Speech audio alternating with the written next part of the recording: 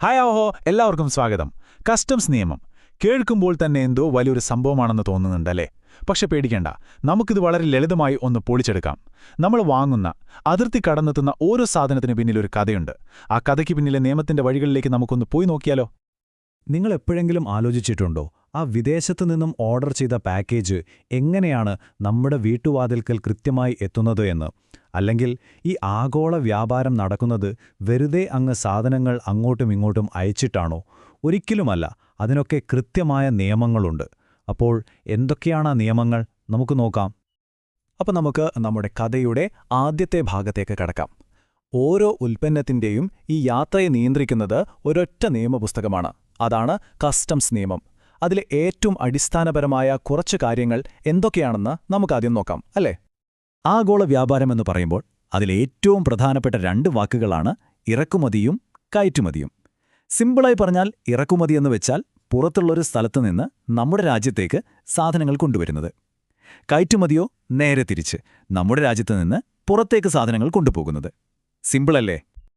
അപ്പോൾ എന്തിനാണ് ഈ കസ്റ്റംസ് ഒക്കെ? അതിന്റെ പ്രധാന കാരണം ഇതാണ്: ഡ്യൂട്ടി അടക്കേണ്ട സാധനങ്ങൾ, അഥവാ ഡ്യൂട്ടബിൾ ഗുഡ്സ്. അതായത് നിയമത്തിലെ സെക്ഷൻ 12 പറയുന്നത് എന്താണെന്ന് വെച്ചാൽ, ചില സാധനങ്ങൾ രാജ്യത്തേക്ക് വരുമ്പോഴോ പോകുമ്പോഴോ സർക്കാർ ഒരു നികുതി ചുമത്തും. ഈ നികുതിയെയാണ് നമ്മൾ കസ്റ്റംസ് ഡ്യൂട്ടി എന്ന് വിളിക്കുന്നത്. ഈ പണം പിരിച്ചെടുക്കുക എന്നതാണ് കസ്റ്റംസിന്റെ പ്രധാന ജോലി. ശരി, അപ്പോൾ നിയമങ്ങൾ എന്താണെന്നൊരു ഐഡിയ കിട്ടി. ഇനി ഈ കളിയിലെ പ്രധാന കളിക്കാരെ നമുക്കൊന്ന് പരിചയപ്പെട്ടാലോ? ഈ കഥ മുന്നോട്ട് കൊണ്ടുപോകുന്നത് ആരാണെന്ന് നോക്കാം. ആദ്യത്തെയാൾ കയറ്റുമതിക്കാരൻ, അഥവാ ദി എക്സ്പോർട്ടർ. പേരുപോലെ തന്നെ ഒരു രാജ്യത്ത് നിന്ന് സാധനങ്ങൾ പുറത്തേക്ക് അയക്കുന്നത് ആരാണോ അവരാണ് കയറ്റുമതിക്കാരൻ. അതൊരു വ്യക്തിയോ കമ്പനിയോ ആകാം. ഈ യാത്ര തുടങ്ങുന്നത് ഇവരിൽ നിന്നാണ്. രണ്ടാമത്തെയാൾ ഇറക്കുമതിക്കാരൻ, അല്ലെങ്കിൽ ദി ഇമ്പോർട്ടർ. കയറ്റുമതിക്കാരന്റെ നേരെ ഓപ്പോസിറ്റ്. രാജ്യത്തേക്ക് സാധനങ്ങൾ കൊണ്ടുവരുന്നത് ആരാണോ അവരാണിത്.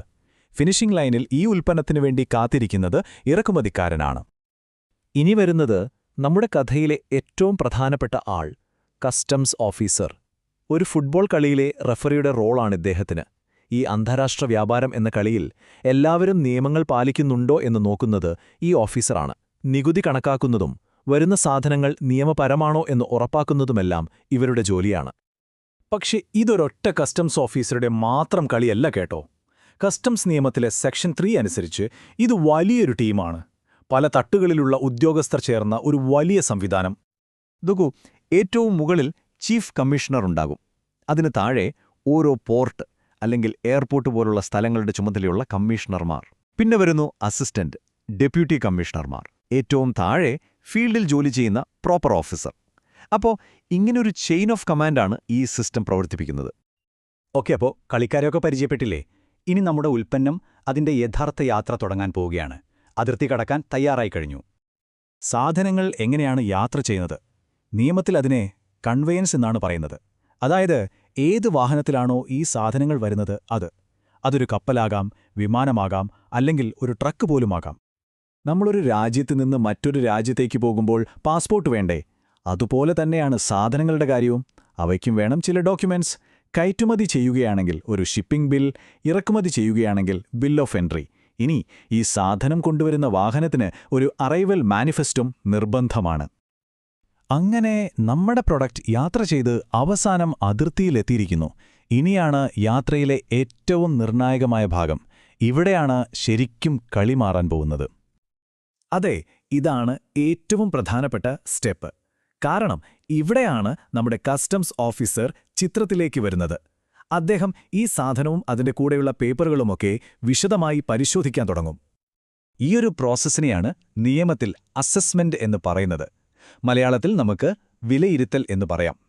വളരെ സിമ്പിളായി പറഞ്ഞാൽ, ഇത് എന്ത് സാധനമാണ്, ഇതിന്റെ വിലയെത്രയാണ്, ഇതിനെ എത്ര നികുതി അടക്കണം എന്ന് തീരുമാനിക്കുന്ന പ്രക്രിയയാണ് അസസ്മെന്റ്. അപ്പോൾ ഈ അസസ്മെന്റ് എങ്ങനെയാണ് നടക്കുന്നത്? അതിന് പ്രധാനമായും 3 സ്റ്റെപ്പുകളുണ്ട്. ഘട്ടം 1 പ്രഖ്യാപനം. ഇറക്കുമതിക്കാരൻ സാധനത്തിന്റെ വിവരങ്ങൾ പ്രഖ്യാപിക്കുന്നു. ഘട്ടം 2 പരിശോധന. കസ്റ്റംസ് ഓഫീസർ ഈ പറഞ്ഞതൊക്കെ ശരിയാണോ എന്ന് ഒത്തുനോക്കുന്നു. അവസാനമായി 3-ാം ഘട്ടം കണക്കുകൂട്ടൽ. ഓഫീസർ സാധനത്തിന്റെ വില ഉറപ്പിച്ച് എത്രയാണ് ഡ്യൂട്ടി അടയ്ക്കേണ്ടതെന്ന് കൃത്യമായി കണക്കാക്കുന്നു. ശരി, ഇതെല്ലാം ഒരു പ്രശ്നവുമില്ലാതെ സാധനം ഇവിടെ എത്തുമ്പോഴുള്ള കാര്യം. പക്ഷേ യാത്രയല്ലേ, വരുന്ന വഴിക്ക് സാധനത്തിന് കേടുപാട് പറ്റിയാലോ അല്ലെങ്കിൽ ആരെങ്കിലും മോഷ്ടിച്ചാലോ എന്ത് സംഭവിക്കും? നിയമം ഇതിനെക്കുറിച്ചൊക്കെ എന്തു പറയുന്നുണ്ട്? അതിനും നിയമത്തിൽ കൃത്യമായ മറുപടിയുണ്ട്. ഇപ്പോൾ സാധനങ്ങൾക്ക് കേടുപാട് പറ്റിയിട്ടുണ്ടെങ്കിൽ സെക്ഷൻ 22 പറയുന്നത് എന്താണെന്നാൽ കസ്റ്റംസ് ക്ലിയറൻസ് കിട്ടുന്നതിന് മുൻപാണ് ഡാമേജ് സംഭവിച്ചതെങ്കിൽ ആ കേടുപാടിന് ആനുപാതികമായി ഡ്യൂട്ടിയിൽ ഇളവ് കിട്ടും.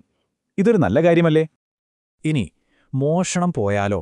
സെക്ഷൻ 13 അനുസരിച്ച് സാധനങ്ങൾ പോർട്ടിലിറക്കി, പക്ഷെ ക്ലിയറൻസ് കിട്ടുന്നതിന് മുൻപാണ് മോഷണം പോയതെങ്കിൽ ആ മോഷ്ടിക്കപ്പെട്ട സാധനങ്ങളുടെ ഡ്യൂട്ടി ഇറക്കുമതിക്കാരൻ അടയ്ക്കേണ്ടതില്ല. അതും ഒരു വലിയ ആശ്വാസമാണ്, അല്ലേ? ഓക്കെ, അങ്ങനെ എല്ലാ കടമ്പകളും കടന്ന് നമ്മുടെ ഉൽപ്പന്നം യാത്രയുടെ അവസാന ലാപ്പിലേക്ക് എത്തിയിരിക്കുകയാണ്. അസസ്മെന്റ് കഴിഞ്ഞു, പ്രശ്നങ്ങളൊന്നുമില്ല. ഇനി രാജ്യത്തിനകത്തേക്ക് കയറാനുള്ള ഗ്രീൻ സിഗ്നൽ കിട്ടണം. നിയമത്തിന്റെ ഭാഷയിൽ ഇതിനെ ഹോം കൺസംഷൻ എന്നാണ് പറയുക. സിംപിളായി പറഞ്ഞാൽ ഈ സാധനത്തിന് ഇനി നമ്മുടെ രാജ്യത്ത് നമ്മുടെ മാർക്കറ്റിൽ വിൽക്കാനോ ഉപയോഗിക്കാനോ ഉള്ള അനുമതി കിട്ടി എന്നർത്ഥം. ഇറക്കുമതി ചെയ്യുന്ന എല്ലാ സാധനങ്ങളുടെയും ഫൈനൽ ഗോൾ ഇതുതന്നെയാണ്. അപ്പോ ഫൈനൽ സ്റ്റെപ്പുകൾ എന്തൊക്കെയാണ്? ഒന്നാമത്, ഇറക്കുമതിക്കാരൻ കണക്കാക്കിയ ഡ്യൂട്ടി മുഴുവനായി അടയ്ക്കുന്നു. രണ്ടാമത്, പണം കിട്ടിക്കഴിഞ്ഞാൽ കസ്റ്റംസ് ഓഫീസർ സാധനങ്ങൾ വിട്ടുകൊടുക്കാനുള്ള ക്ലിയറൻസ് ഓർഡർ നൽകും.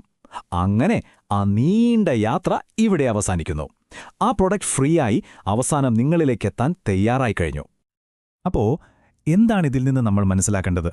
ഈ കസ്റ്റംസ് നിയമം എന്ന് പറയുന്നത് ആഗോള വ്യാപാരത്തെ മുന്നോട്ട് കൊണ്ടുപോകുന്നൊരു അദൃശ്യ എഞ്ചിൻ പോലെയാണ്. നിങ്ങൾ വാങ്ങുന്ന ഓരോ വിദേശ ഉൽപ്പന്നത്തിനും പിന്നിൽ ഇങ്ങനൊരു വലിയ യാത്രയുണ്ട്. ഈ നിയമങ്ങളില്ലായിരുന്നെങ്കിൽ ഈ വ്യാപാരം മുഴുവൻ ഒരു തരം അലങ്കോലമായി മാറിയേനെ. അപ്പോ അടുത്ത തവണ ഒരു made in another country label കാണുമ്പോൾ അതിനു പിന്നിലെ ഈ അദൃശ്യ എഞ്ചിനെ ഓർക്കുക.